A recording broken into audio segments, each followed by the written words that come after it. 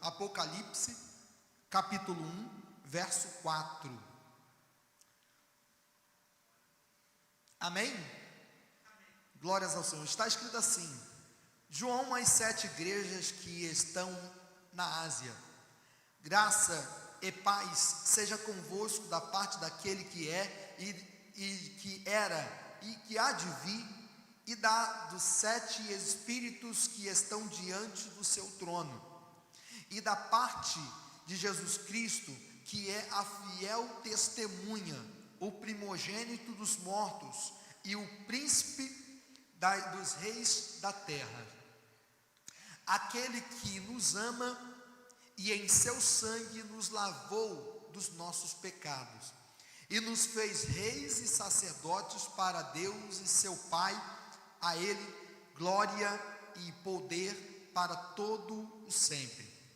Eis que vem com as nuvens, e todo o olho o verá, até os que o transpassaram, e todas as tribos da terra se lamentarão sobre ele. Amém. Eu sou o Alfa e o Ômega, o princípio e o fim, diz o Senhor, que é e que era e que há de vir, o Todo-Poderoso. Eu, João, que também sou o vosso irmão e companheiro na aflição, no reino e na paciência de Jesus Cristo, estava na ilha de Pátimos, por causa da palavra de Deus e pelo testemunho de Jesus Cristo.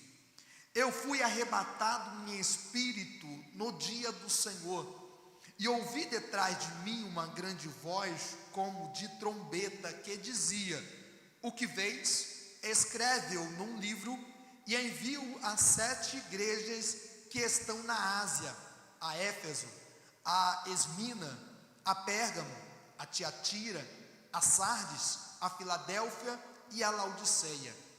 E virei-me para ver quem falava comigo, e virando-me, vi 7 castiçais de ouro, e no meio dos 7 castiçais, um semelhante ao Filho do Homem, vestido até os pés de uma veste comprida e cingido pelo peito com um cinto de ouro, e a sua cabeça e cabelos eram brancos como a lã branca, como a neve, e os olhos como chamas de fogo, os seus pés semelhantes a latões reluzentes, como se tivesse sido refinado numa fornalha, e a sua voz como a voz de muitas águas. E ele tinha à sua destra 7 estrelas, e da sua boca saiu uma aguda espada de 2 fios, e o seu rosto era como um sol, quando na sua força resplandece. E eu, quando o vi, caí aos seus pés como morto. E ele pôs sobre mim a sua destra, dizendo-me: não temas, eu sou o primeiro e o último, e o que vive. Fui morto, mas eis que aqui estou vivo para todo sempre. Amém. E tenho as chaves da morte e do inferno. Escreve essas coisas que tem visto, e as que são, e as que depois dessas coisas hão de acontecer. O mistério das 7 estrelas que vistes na minha destra, e dos 7 castiçais de ouro, as 7 igrejas são, e os 7 anjos das 7 igrejas, e as 7 castiçais que viste são 7 igrejas. Amém? Curve a sua cabeça. Ó Pai, muito obrigado, Pai, porque, ó Senhor, o Senhor está no nosso meio. Faça-nos entender o que o Senhor pretende falar nessa noite, Pai. Derrama da sua bênção, da sua graça, Senhor. Nós oramos em nome de Jesus Cristo, suplicamos por Ti, Senhor. Oramos, ó Pai, pedindo a Tua palavra, que o Senhor fale conosco, palavra de poder, de autoridade. Amém. Pode tomar o seu assento. Irmãos, O começo da igreja foi algo triunfante, porque o Espírito desceu sobremaneira sobre 120 homens no dia do Pentecoste. E naturalmente o Senhor foi acrescentando, o povo caía na graça, a própria igreja caía na graça do povo. E a pregação do Evangelho prosperava dentro do primeiro século. A igreja, ela se expandia, fincando as estacas cada vez mais, até chegar aos continentes. O próprio apóstolo Paulo chegou a afirmar que o Evangelho tinha alcançado todo o mundo antigo. Ou seja, aquela missão, a missão que o Senhor havia dado aos seus discípulos, estava se cumprindo, porque todos estavam conhecendo a respeito de Cristo e da sua obra salvífica. Quando se deparavam com perseguições, como o próprio apóstolo Paulo foi preso, e a Bíblia fala que quando ele preso numa cidade chamada Roma, até mesmo a guarda pretoriana, todas elas ouviram falar de Cristo. O Evangelho foi crescendo extraordinariamente, até chegar um momento em que suscita um novo imperador dentro do Império Romano. Seu nome era Nero. Nero era um homem perverso, um homem que exigia culto à sua própria imagem. Ele e a cidade de Roma havia cerca de 14 distritos. Aquele homem era um homem lunático, e ele com seus amigos, ele deu ordem aos seus amigos de atear fogo a pelo menos 10 distritos de Roma, e apenas 4 distritos de Roma ficou intacto.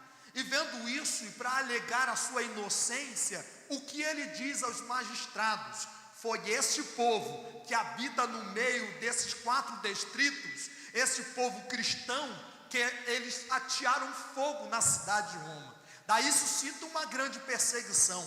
Os cristãos dentro do primeiro século, eles eram lançados para morrer em patíbulos, nos coliseus. Eles eram perseguidos de forma tão severa, de maneira que, irmãos, eles cuidavam em matar e exterminar os cristãos. Mas quanto mais a igreja é perseguida, mais ela cresce, mais ela prospera. Por quê?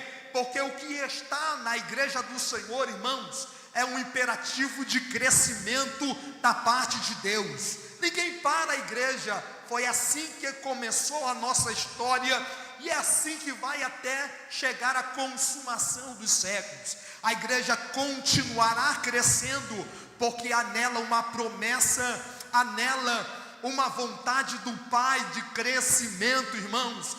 E o que assegura, o que assevera o nosso crescimento é a própria vontade de Deus. Aleluias. Esta igreja, a igreja do Senhor, continuará crescendo, mesmo em perseguições, mesmo em tribulações, mesmo quando se levanta governos com metodologias ou pensamentos antagônicos àquela que a própria Bíblia diz, irmãos, a igreja continua crescendo, mesmo quando há perseguição, mesmo quando a sua ideia de moralidade é combatida, a Bíblia é combatida, a igreja vai continuar crescendo, porque ninguém pode parar a igreja do Senhor. Aleluias. A Bíblia fala que Jesus, a respeito da igreja, disse: as portas do inferno não prevalecerão contra a minha igreja.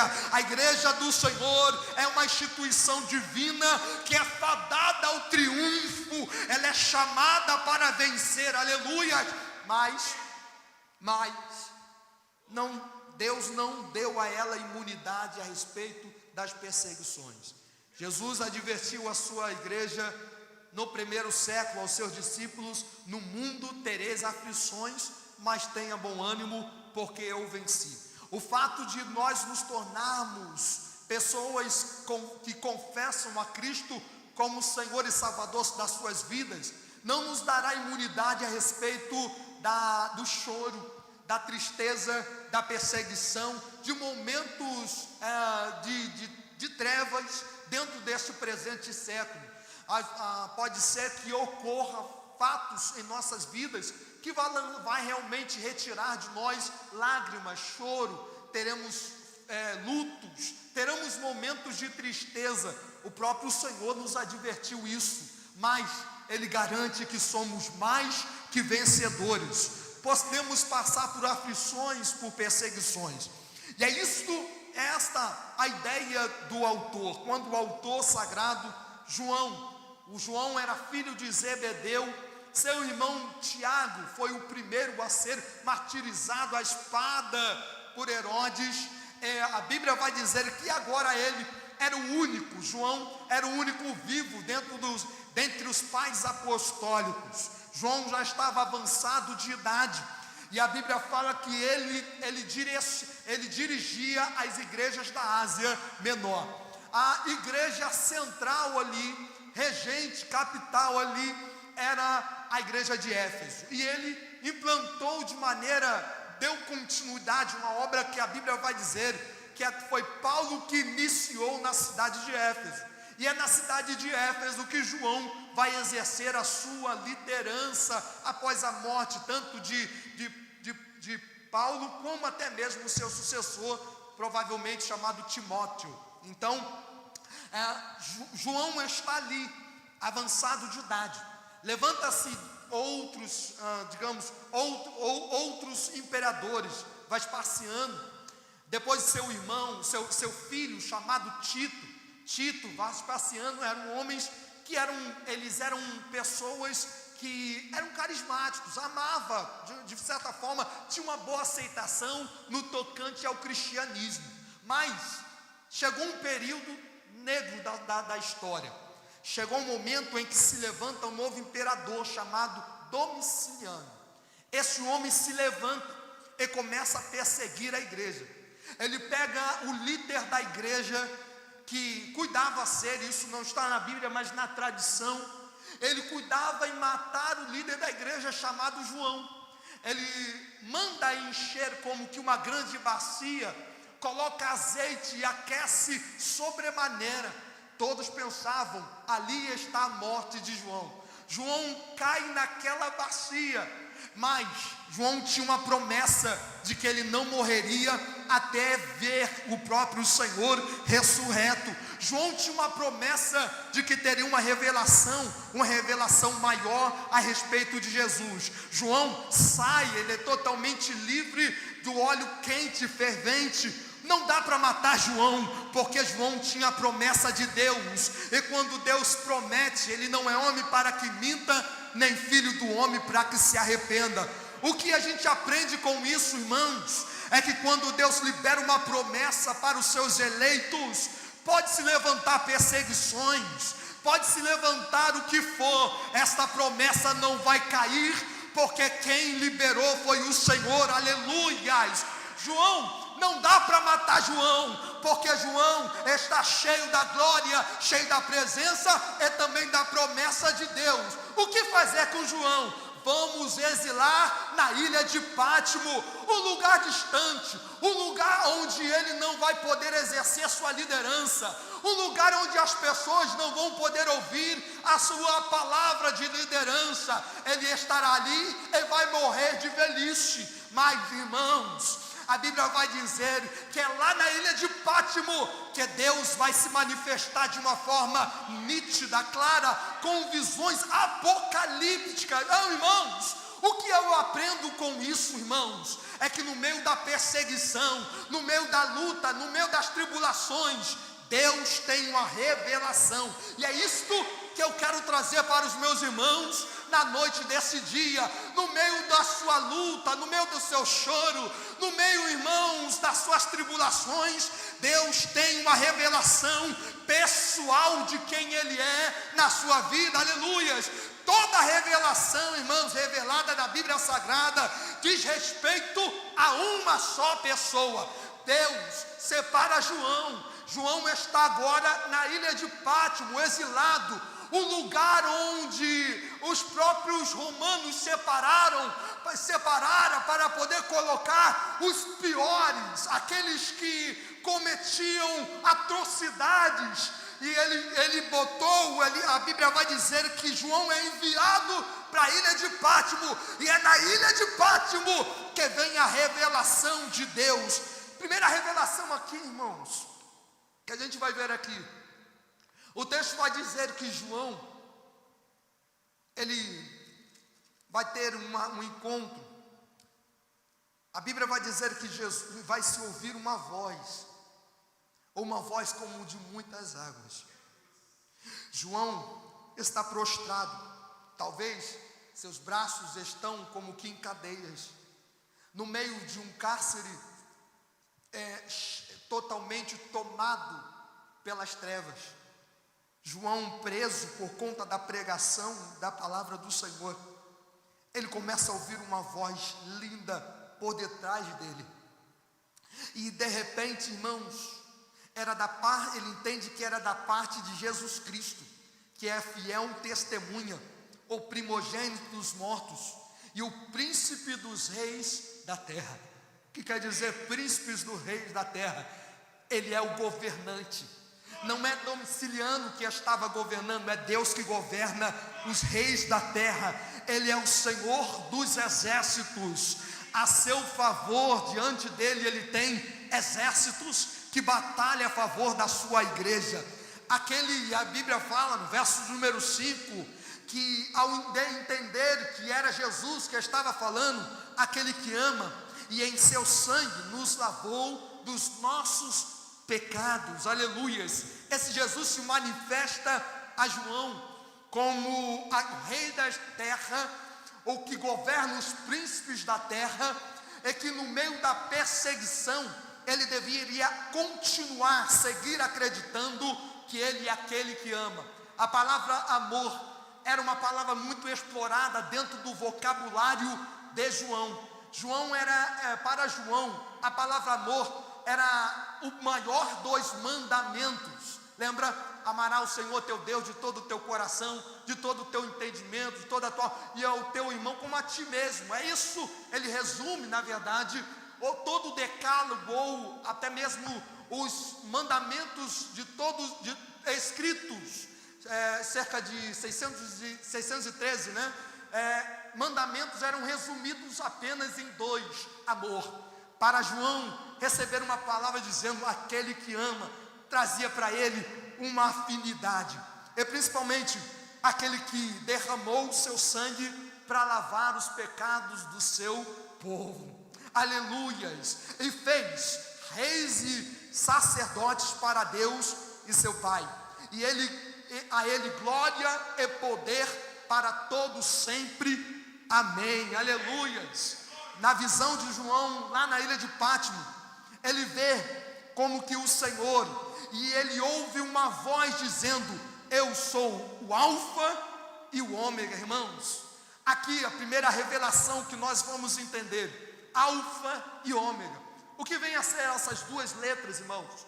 No alfabeto grego, e a Bíblia foi escrita no grego koine, a primeira letra do alfabeto é alfa, a segunda realmente ômega.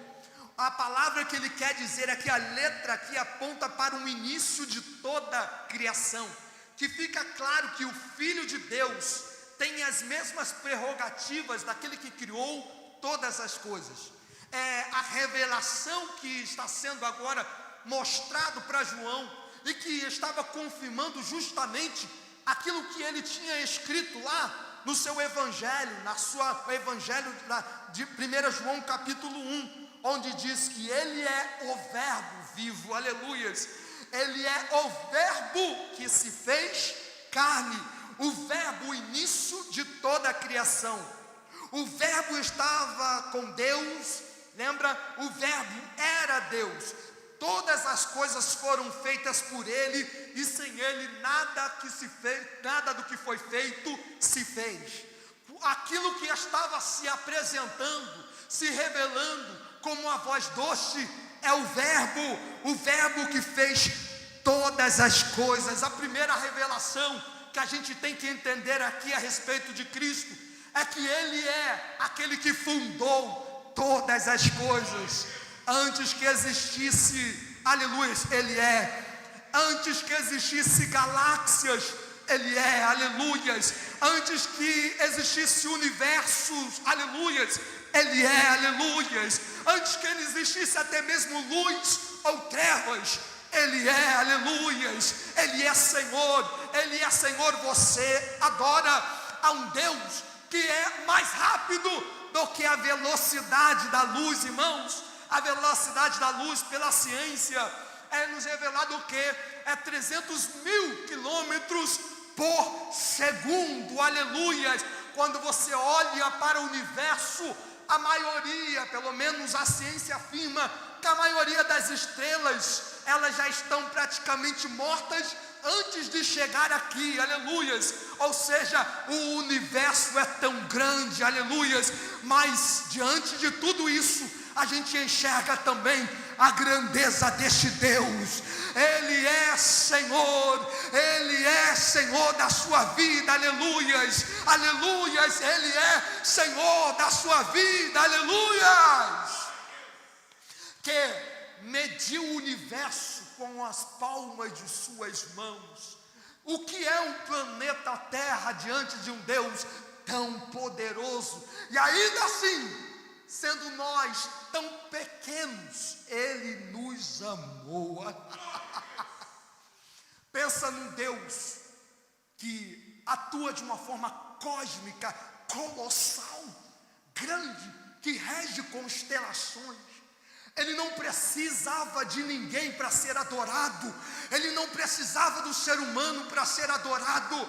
Ele nem sequer precisa necessariamente dos homens, dos anjos para ser adorado. Ele tem tudo, porque a sua própria criação lhe adora 24 horas. As estrelas lhe adoram, os astros, aleluias, as galáxias lhe adoram, aleluias. Toda a criação exala adoração para Deus. Ainda assim, Ele olhou para você, pecador, desprezível, poeira, todo poeira, e Ele te amou de uma forma incondicional. Que Deus é esse, irmãos? Que demonstra suas qualidades por meio do seu amor, e que não dá para mencionar, qualificar ou quantificar. Deus amou o mundo de tal maneira que enviou o seu Filho unigênito, para que todo aquele que nele crê não pereça, mas tenha vida eterna. Um Deus tão grande que te amou, aleluias. O verbo em que fez todas as coisas, e todas as coisas foram feitas para o seu louvor, se humanizou, vai se encarnar para salvar aquilo que está perdido, uma poeira, aleluias, mas que Ele ama. Porque, irmãos, mesmo você sendo pequeno, aleluias, Deus sabe do seu valor, aleluias.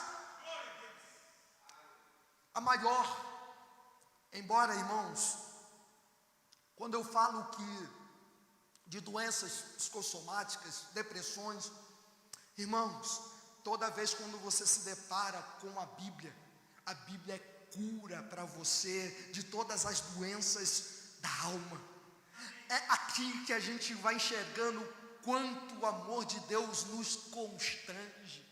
Eu creio piamente que ao você meditar nas Sagradas Escrituras, as Sagradas Escrituras têm poder para te libertar de todas as seus traumas interiores, todas as suas enfermidades biológicas, todas as suas enfermidades psicossomáticas.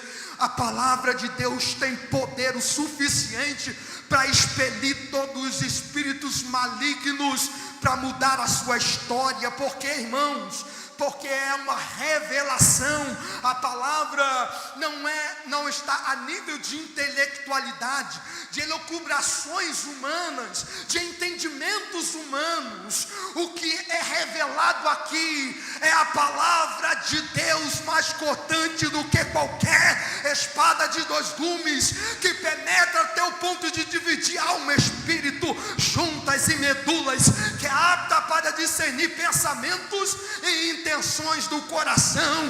Esta palavra, quando entra em você, ela te liberta de dentro para fora e te faz alguém novo para a glória de Deus. Segunda coisa aqui que a gente vai ver, o texto aborda que ele foi morto. Por que foi morto, irmãos?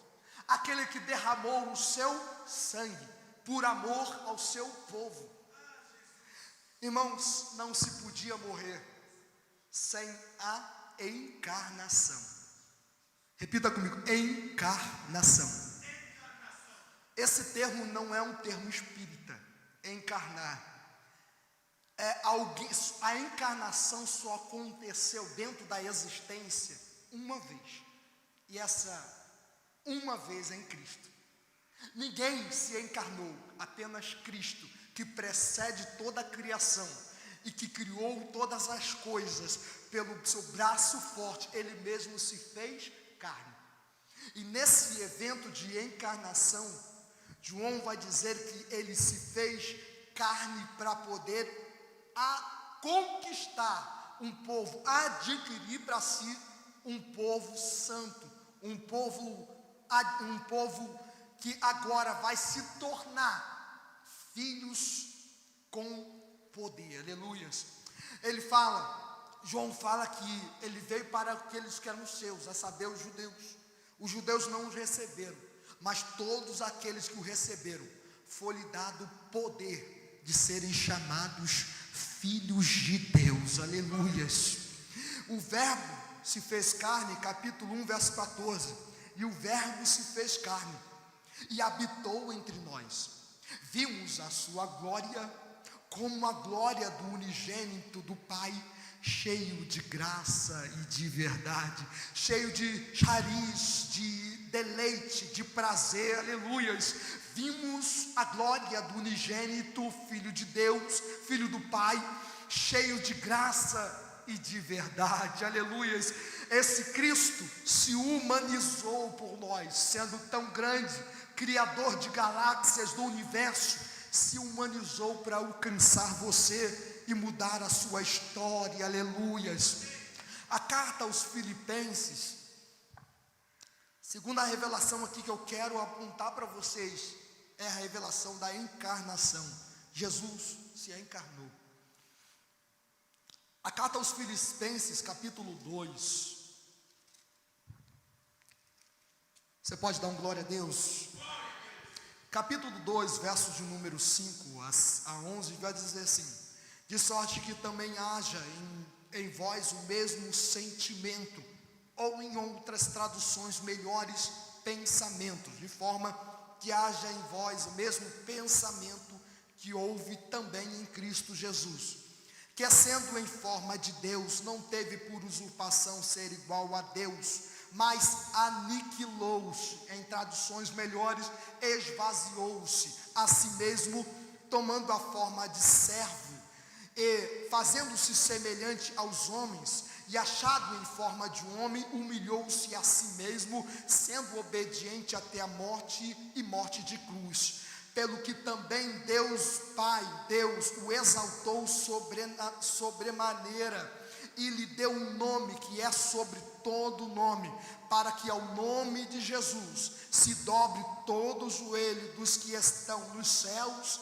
na terra e debaixo da terra, e toda língua confesse que Jesus Cristo é Senhor, para a glória de Deus Pai. Aleluias.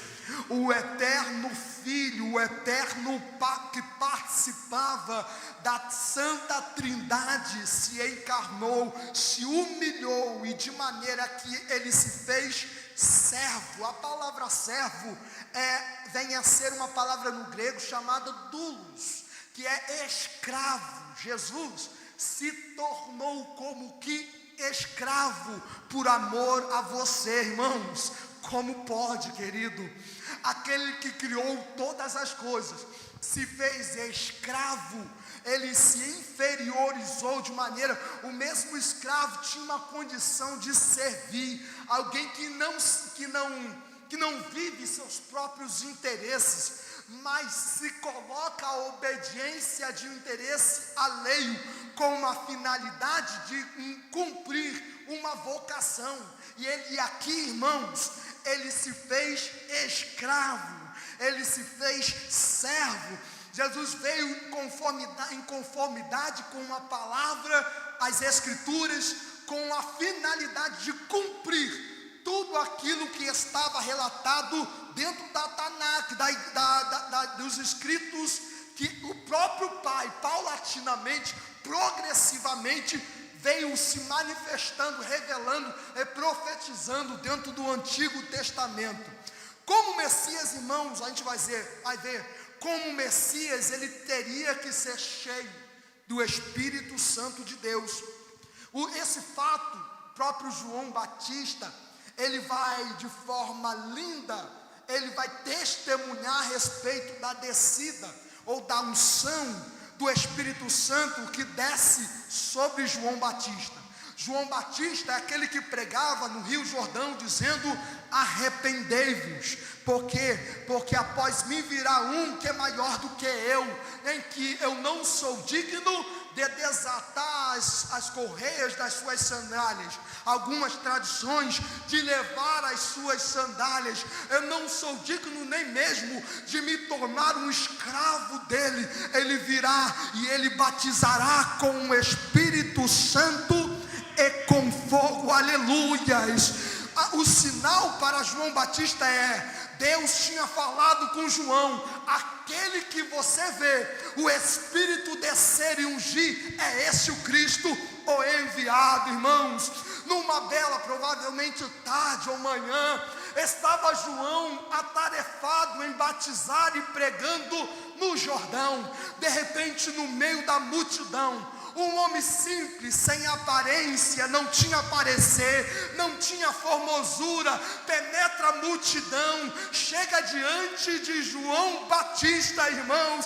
João Batista se alegra em ver ele, de maneira que, irmãos, ele começa a se maravilhar pela presença daquele que era prometido. De repente, quando João Batista começa agora a batizar, a Bíblia vai dizer que o Espírito desce sobre Cristo, em uma forma simbólica, para ele entender que Jesus era o Messias.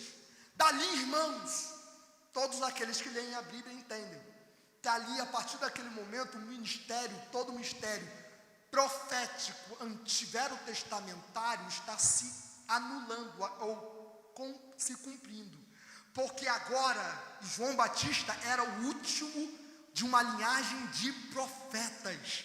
Era o chamado, aquele que tinha o espírito semelhante àquele de Elias. Lembra? Elias veio batizando, Elias veio proclamando arrependimento, anunciando que eles deveriam se arrepender. Da mesma forma, em Malaquias anuncia a segunda, uma vinda de um homem que teria uma unção semelhante àquela que havia em Elias, que chamaria o povo ao arrependimento e prepararia o caminho do Senhor. João Batista, a sua tarefa era essa: anunciar e ali acabar. Jesus, ele recebe o Espírito Santo. Veja no capítulo 1, verso 29. No dia seguinte, João viu a Jesus que vinha para ele e disse: eis o Cordeiro de Deus que tira o pecado do mundo. Esse é aquele do qual eu disse: após mim vem um homem que foi antes de mim, porque já era primeiro do que eu. Irmãos, cronologicamente, João Batista era mais velho do que Jesus. Lembra? Cerca de 3 meses antes, era isso. Mas ele está dizendo: este é primeiro do que mim, ele é antes de mim, porque já era primeiro do que eu, e eu não o conhecia, mas para que fosse manifestado a Israel, vim eu, por isso batizando com água. E João batizou dizendo, vi o Espírito, João testificou dizendo, vi o Espírito descer do céu, como uma pomba repousando sobre ele. Eu não conhecia, mas o que me mandou a batizar com água, esse me disse, sobre aquele que vires descer o Espírito, e sobre ele repousar, esse é que batiza com o Espírito Santo, aleluias. Esse é João, entende, o batismo com água, mas virá um que batiza com o Espírito Santo de Deus, aleluia. Isso é para te estimular, irmão, crente. Você precisa ser batizado com o Espírito Santo, para provar, irmãos, de uma promessa que o próprio Cristo, é o próprio Cristo, que deseja encher a sua vida com o Espírito Santo. Nesse evento, Jesus é cheio e ele é conduzido para o deserto. Jesus, sendo cheio do Espírito Santo, é levado ao deserto. Segundo o livro de Isaías, ele é cheio do Espírito Santo e tem atributos de ungido. Ele é aquele que foi ungido pelo Espírito Santo de Deus, aleluias. Isaías capítulo 61 vai dizer assim: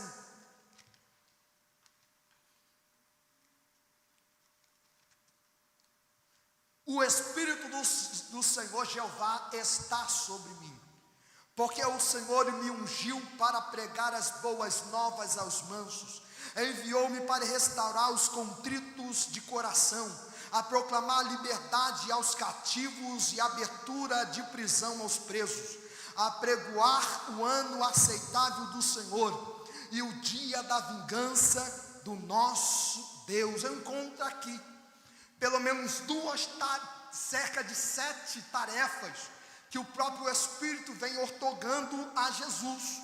A primeira, dentro do texto, vai dizer que ele foi ungido para pregar boas novas aos mansos, aos humildes, aqueles que estão ou como pobres ou miseráveis. Ele veio para pregar boas novas àqueles que estão cansados. Em segundo lugar, veio para restaurar os contritos de coração, irmãos.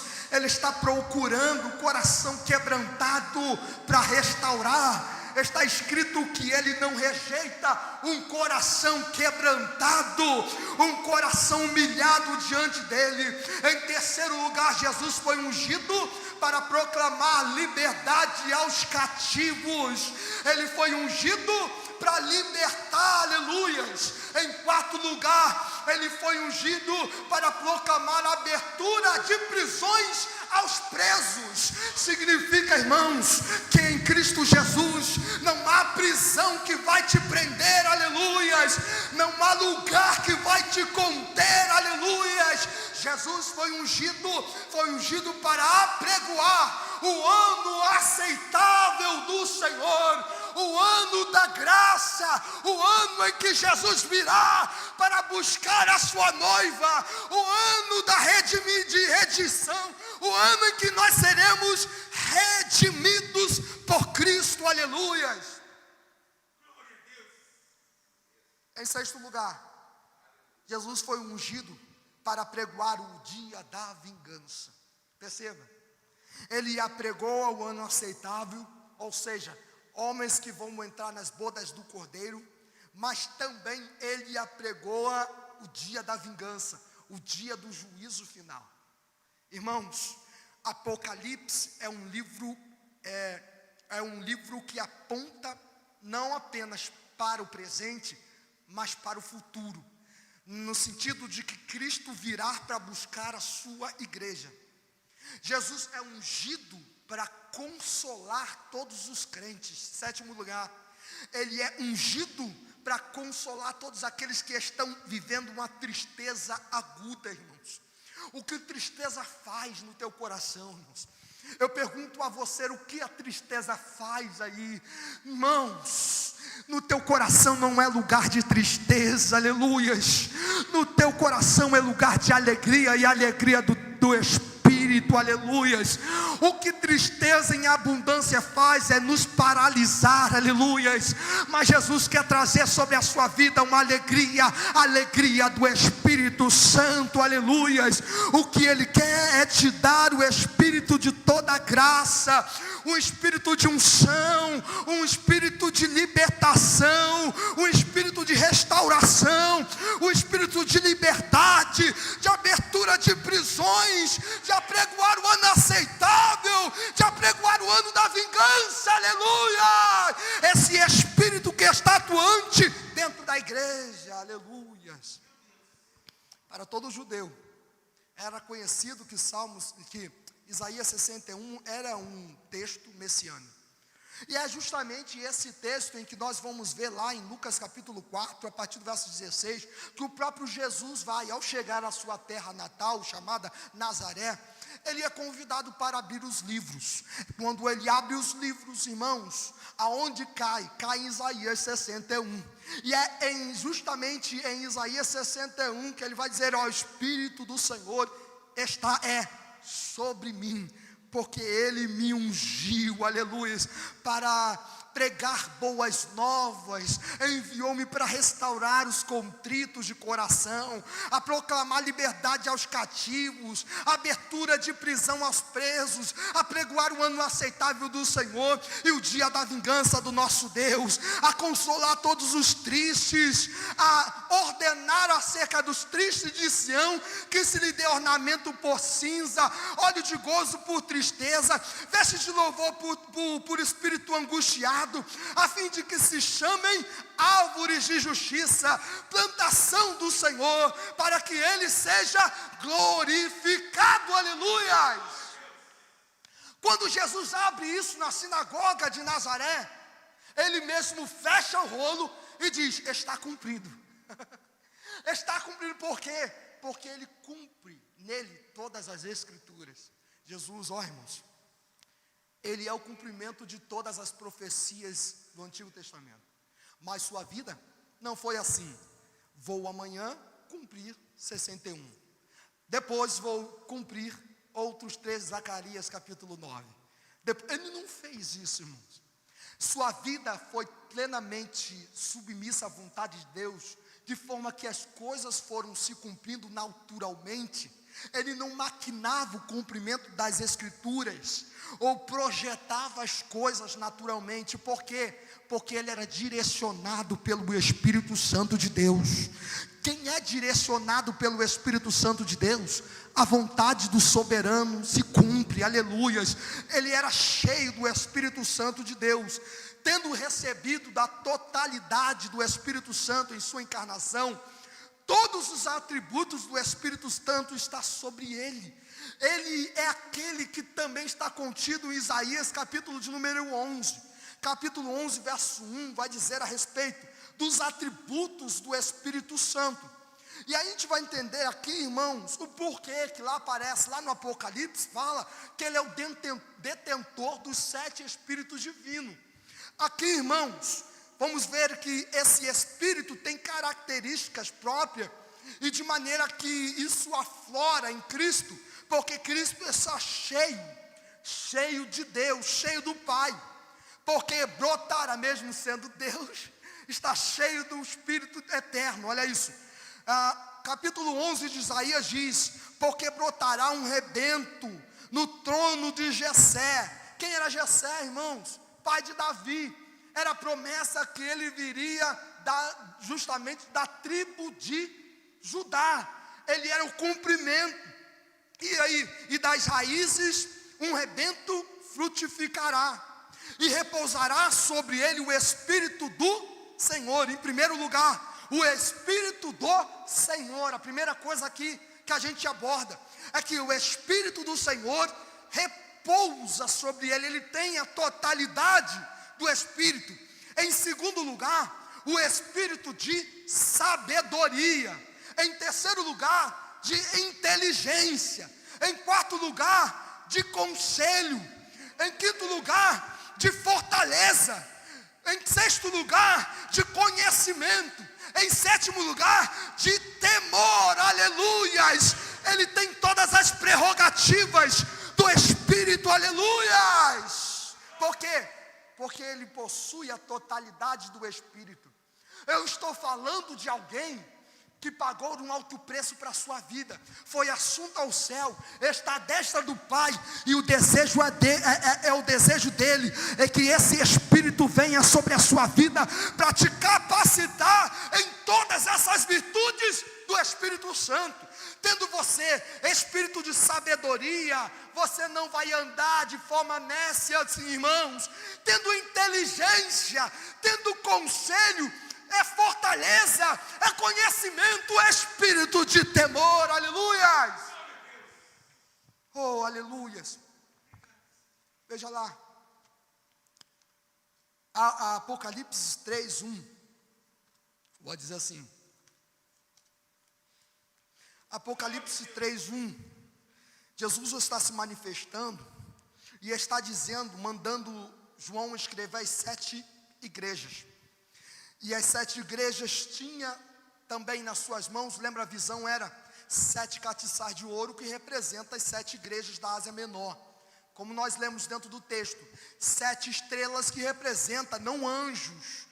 A palavra aqui, angelos, no grego é mensageiro, ou aquele que é mensageiro dentro de uma comunidade local. Posso dizer, o pastor Alain, o angelos da igreja, é aquele que é o mensageiro da comunidade local. É toda vez quando Deus vai repreender, ou exortar, ou consolar, irmãos, fazer qualquer atividade, Ele primeiro vai nele, porque Ele é aquele que tem a responsabilidade de guiar a igreja local. Não tente se assemelhar ao peso que Ele carrega, irmão, que Ele carrega nas costas dele. É isso que acontece toda vez quando João direciona as suas cartas às igrejas da Ásia Menor. São elas 7, Éfeso, Esmínia, Pérgamo, Tiatira, Sardes, Filadélfia, Laodiceia. Ele vai com uma mensagem de exortação, mas está aí, irmãos, uma falta de compreensão. Tem aqueles que alegam que cada igreja dessa, ela comunica um período da igreja dentro desses 2000 anos. Isso não é verdade. O que aqui João está querendo abordar é que Jesus atua de forma global, universal e cabal, total em todas as igrejas. A palavra 7 aqui para João é totalidade, perfeição. Significa que Jesus está atuando em todas as comunidades, porque Ele é visto aonde, irmãos? Ele é visto andando no meio dos 7 castiçais de ouro, aleluias.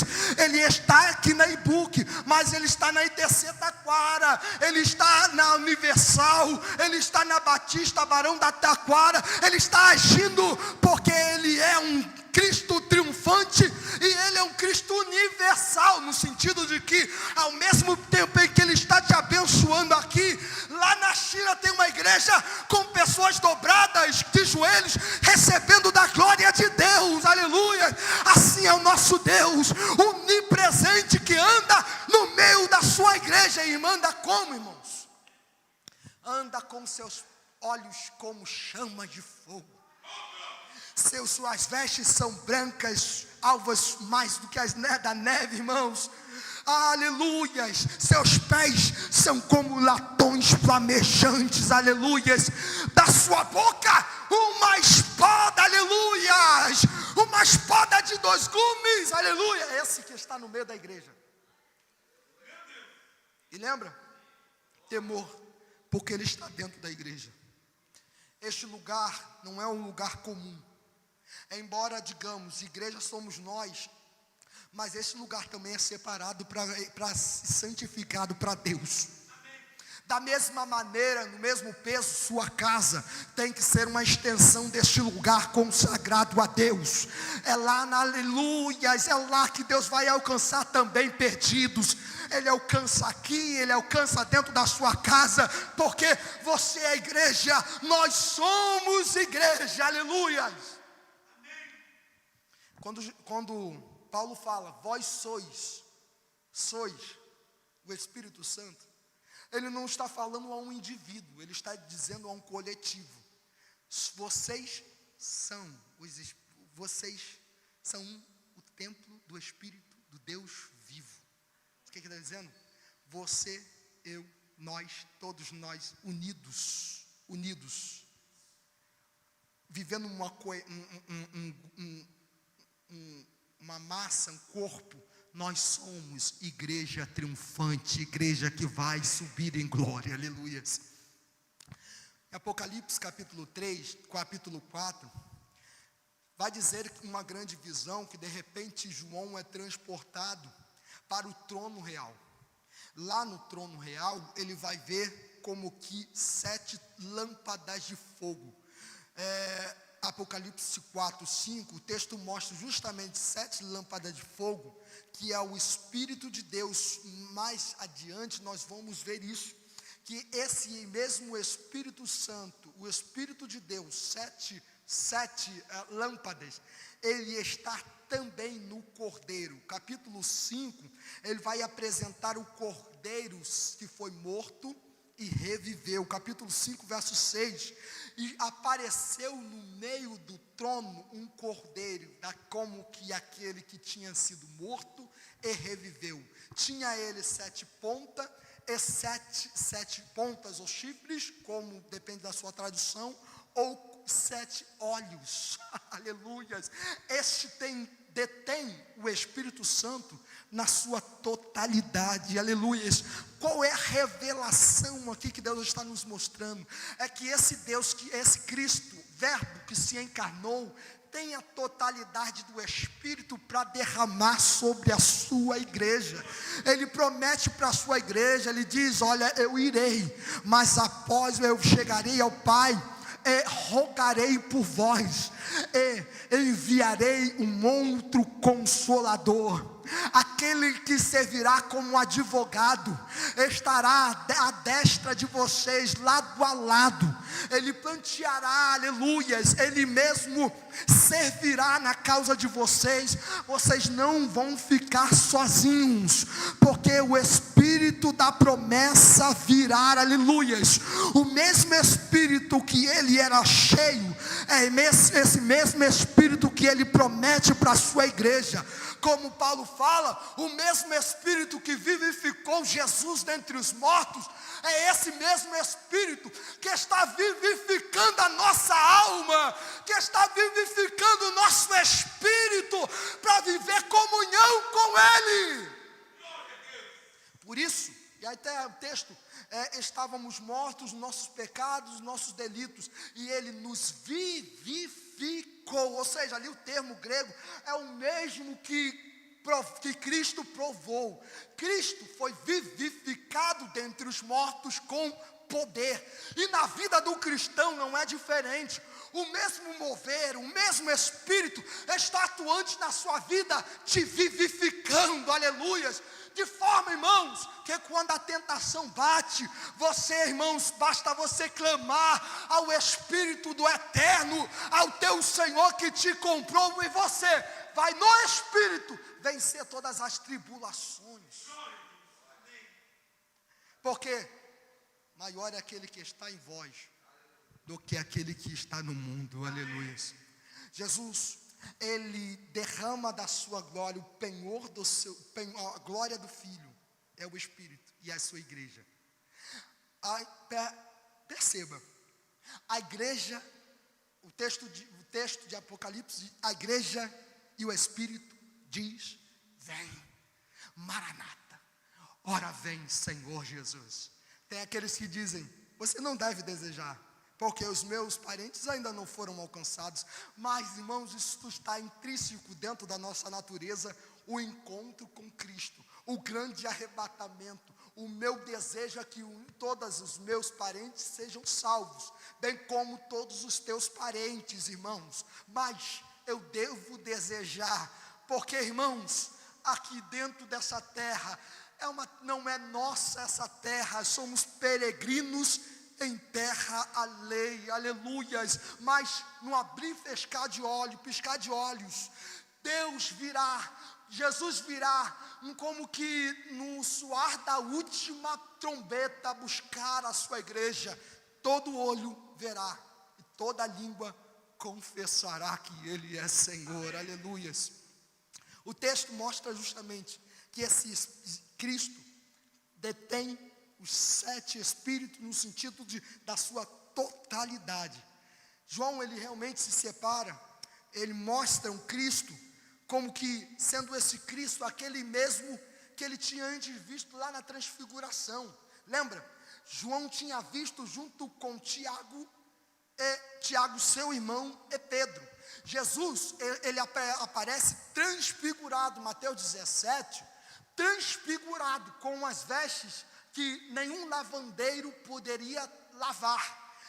A glória ali, e ele enxerga uma nuvem, e de repente Pedro fala: olha só, vamos fazer como que tendas, e 3 tendas, para que vocês possam conversar entre si. O que ele está querendo dizer ali? Pedro e os demais estavam nivelando Jesus com Moisés e com Elias. E não, irmãos, Jesus tem toda a centralidade, toda a preeminência, toda a soberania. Ele é maior. A nuvem toma conta ali do monte, de repente se ouve uma voz dizendo: eis aí o meu filho amado, a este ouvi. O que está ali o texto dizendo? Não ouça mais as vozes de outros profetas, mas existe apenas um profeta, aleluias, um mediador entre os homens e Deus, Jesus Cristo, homem, aleluias, Ele que se encarnou, foi à destra do Pai, e agora intercede para com a sua igreja, que João fala: filhinhos, não pequeis. Mas se pecardes, sabe de uma coisa, há uma advogada desta do Deus Pai, Jesus Cristo homem. Ele intercede por ti em todas as tuas fraquezas, aleluias. Ele é aquele que nos reconcilia juntamente ao Pai. Terceira coisa, terceira revelação aqui, é sua exaltação. Repete comigo: exaltação. E aí eu caminho para o término. Jesus é exaltado.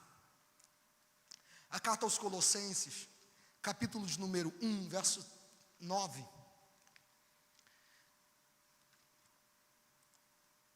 Irmãos, isso aqui é doutrina. E doutrina alinha. Doutrina. Bíblia é doutrina. Isso aqui sim é doutrina. Isso aqui é doutrina. Doutrina traz alinhamento. A carta aos Colossenses, capítulo 1, verso número 9, vai dizer assim: por essa razão nós também, desde o dia em que o ouvimos, não cessamos de orar por vós e de pedir que sejais cheios do conhecimento de sua vontade, de sua sabedoria e inteligência espiritual, para que possais andar dignamente diante do Senhor, agradando-lhe em tudo, frutificando em toda boa obra e crescendo no conhecimento de Deus, corroborados em toda a fortaleza segundo a força de sua glória, em toda a paciência e longanimidade com gozo, dando graças ao Pai que nos fez idôneos para participar da herança dos santos na luz. Ele nos tirou da potestade das trevas e nos transportou para o reino do Filho do seu amor, em quem temos a redenção pelo seu sangue, a saber, a remissão dos pecados, o qual é a imagem do Deus invisível. Jesus é a imagem do Deus invisível, o primogênito de toda a criação, porque nele foram criadas todas as coisas que há nos céus e na terra, visíveis e invisíveis, sejam tronos, sejam dominações, sejam principados, sejam potestades, tudo foi criado por ele e para ele. Está aqui, Jesus foi o criador de todas as coisas. Verso de número 16, aborda diretamente que nele foi criado todas as coisas, sejam dominações, sejam principados, sejam potestades, tudo foi criado por ele e para ele, e ele é antes de todas as coisas, e todas as coisas subsistem por ele, todas as coisas, até mesmo a igreja. Ele é a cabeça do corpo da igreja, o princípio e o primogênito dentre os mortos, para que em tudo tenha a preeminência, porque foi do agrado do Pai que toda a plenitude nele habitasse. Toda a plenitude da divindade nele habita. Você serve a Cristo, que tem toda a plenitude da divindade, aleluia. É esse que tem toda a plenitude da divindade, que é a imagem do Deus invisível, cujo próprio apóstolo Paulo, ou até mesmo João, não revela nenhuma outra imagem a respeito de Cristo, sem que ele apresente Cristo, aleluias, porque tudo que se pode entender a respeito do Pai, está no Filho. A revelação de Deus está no Filho. É Ele que nós devemos ouvir, e nele devemos confiar, aleluias. Hebreus capítulo de número 9, verso 13, vai dizer assim: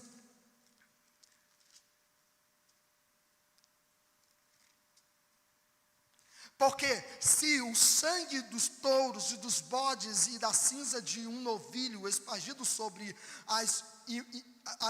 os imundos os santificam, quanto à purificação da carne, quanto mais o sangue de Cristo, pelo seu Espírito eterno, se ofereceu a si mesmo, imaculando a Deus, purificará a nossa consciência das obras mortas, para servirdes ao Deus vivo, aleluia. O que ele está dizendo aqui é que esse mediador também nos purifica dentro da nossa consciência, de maneira que, irmãos, não passamos a nos condenar, ou viver uma condenação eterna. Quanto mais você tem de Cristo, e mais prova a respeito do sacrifício expiatório de Cristo, mais a sua consciência se torna lavada, redimida, comprada, selada, de maneira que você tem um mediador. Nenhuma condenação há para aqueles que estão em Cristo Jesus, e por isso é mediador de um novo testamento, para que, intervindo a morte para a remissão das transgressões que havia debaixo do primeiro testamento, os chamados recebam a promessa da herança eterna. Quando agora, redimido, aspergido pelo sangue de Cristo, recebemos da promessa da herança eterna, a saber, a vida eterna no seu Filho. Porque onde há testamento, necessário é que intervenha a morte do testador. Ou seja, com Cristo morrendo, Ele nos deixa uma herança, e essa herança, irmãos, é uma herança indivisível, é uma herança gloriosa, juntamente com Cristo, e na sua morte, herdamos a vida eterna, aleluias. Você possui em Cristo Jesus agora, quando recebeu a Cristo como seu Salvador, você possui em Cristo a vida eterna, e você não pode jamais perder o foco de Cristo. Olhai para Cristo e sereis salvos. Pare e olhe apenas para Cristo. Deixe de olhar para pastores ou congregações. Por quê? Porque, irmãos, você vai ver que todas as congregações têm falhas, comunidades têm falha. Poderia citar aqui, mas falta-nos tempo. O quanto, irmãos, a igreja dentro do primeiro século, 7 igrejas, mas as 7 igrejas, dentro das 7 igrejas, 5 delas tinham falha e eram repreendidas severamente. Assim, irmãos, é difícil, você não vai achar uma congregação perfeita, mas você serve a um Deus perfeito. Você que quer fincar a sua estaca dentro de uma comunidade, entenda, irmãos, que quem te vocacionou é Deus. Antes de estar nesta comunidade, antes de mudar de congregação, primeiramente você tem que estar em Cristo Jesus.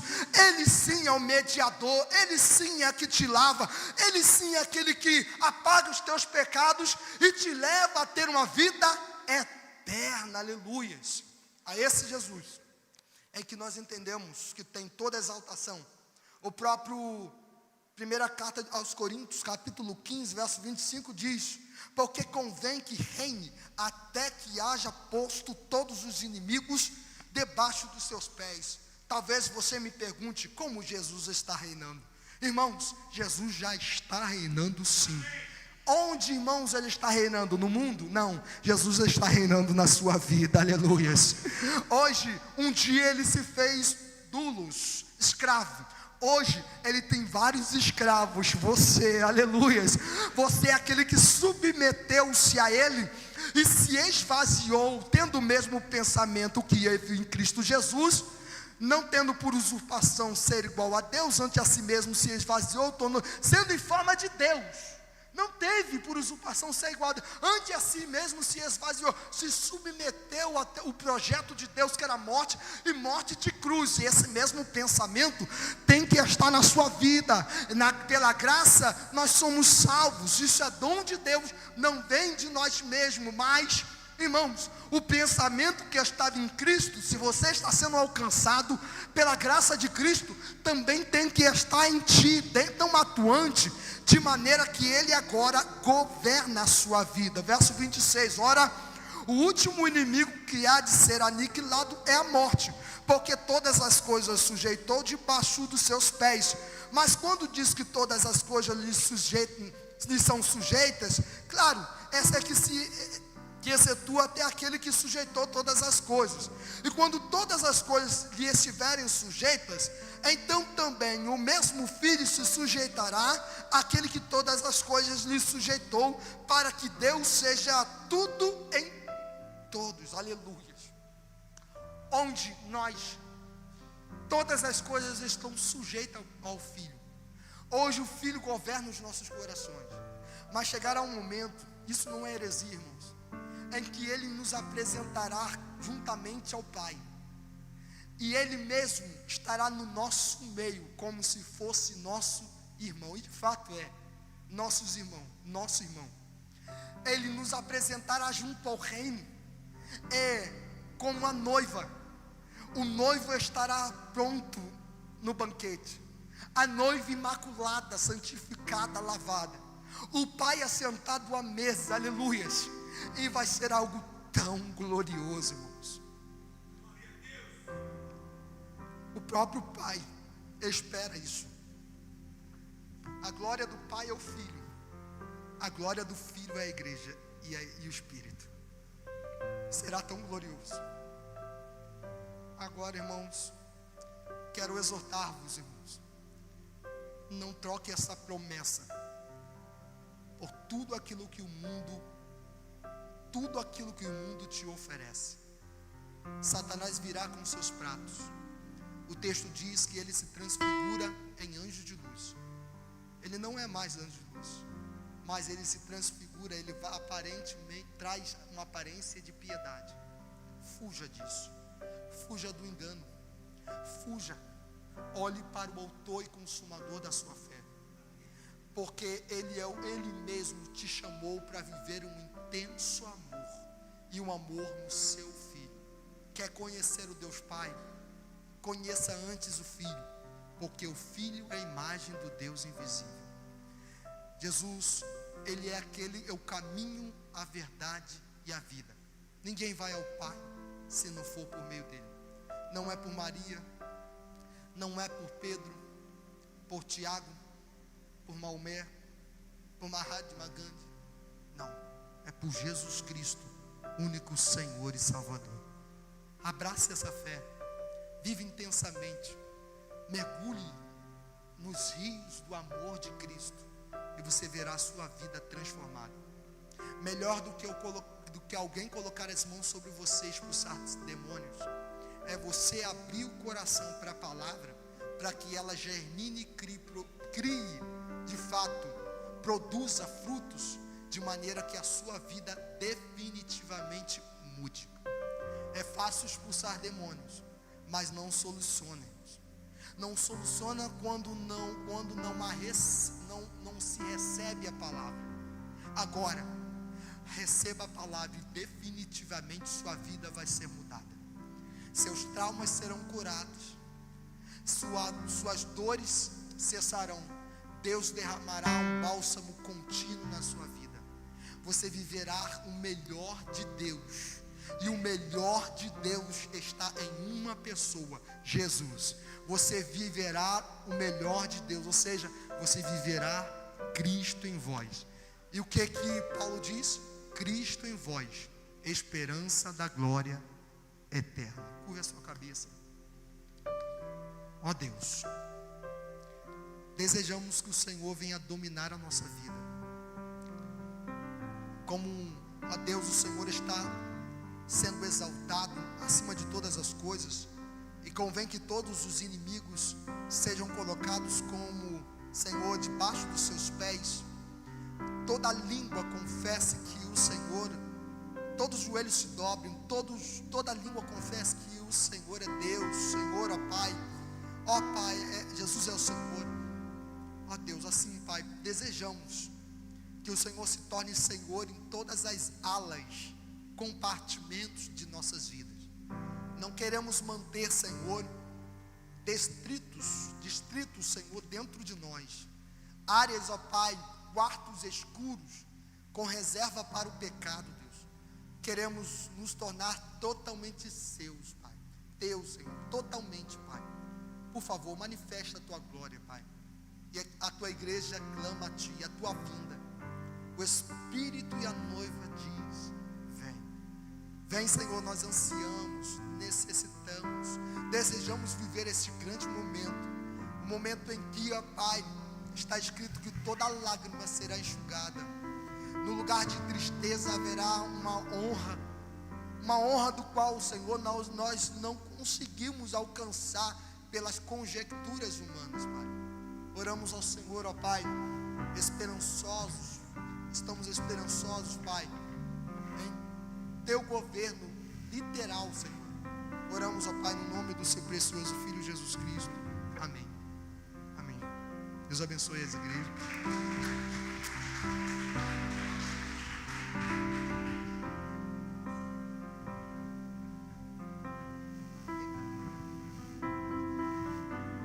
Amém. Se coloque de pé.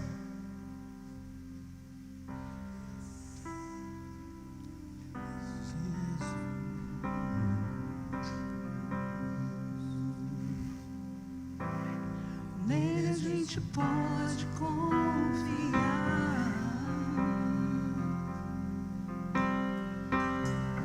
Encontrei um grande amigo.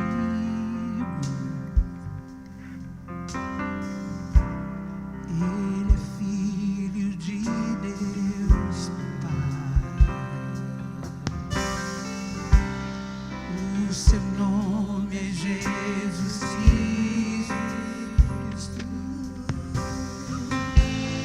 Nele a gente pode confiar.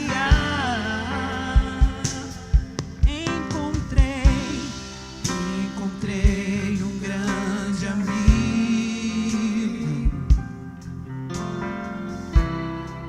Ele é filho de Deus Pai. O seu nome é Jesus Cristo.